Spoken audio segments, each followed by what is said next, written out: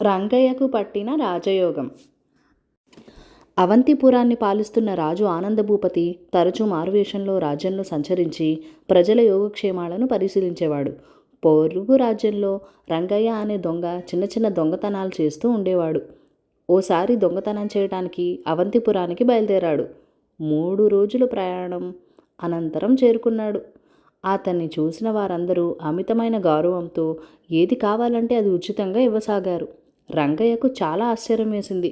ఇలా రాజ్యంలో ఎక్కడికి పోతే అక్కడ అతనికి గౌరవం లభించసాగింది. దీంతో అప్పటి నుంచి దొంగతనాలు మానేసి ఏదో ఒక పని చేసుకొని బతకాలి అని నిర్ణయించుకున్నాడు.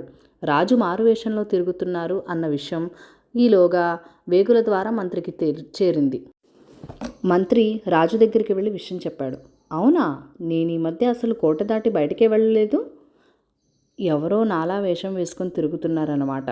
వెంటనే అతన్ని బంధించి తీసుకురమ్మని సేనాపతికి నా ఆజ్ఞగా చెప్పండి అన్నాడు రాజు.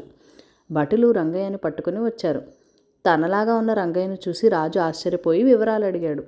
ప్రభు, నేను దొంగను. నాది పక్క రాజ్యం.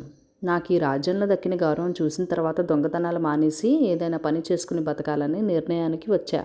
ఈలోగా భటులు బంధించి తీసుకొచ్చారు. మిమ్మల్ని చూడగానే నాకు విషయం అర్థమైంది అన్నాడు దొంగ. చూడు రంగయ్య, లోకంలో మనిషిని పోలిన మనుషులు 7 ఉంటారని అంటారు. ఈ విధంగా మనిద్దరం ఒకే పోలికలో ఉన్నాం. ఏది ఏమైనా నీలో మార్పు కలిగినందుకు సంతోషం.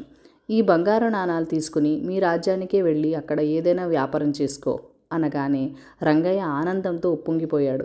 తక్కువ సమయంలోనే మంచి వ్యాపారస్తుడిగా పేరు తెచ్చుకున్నాడు. కథ సమాప్తం.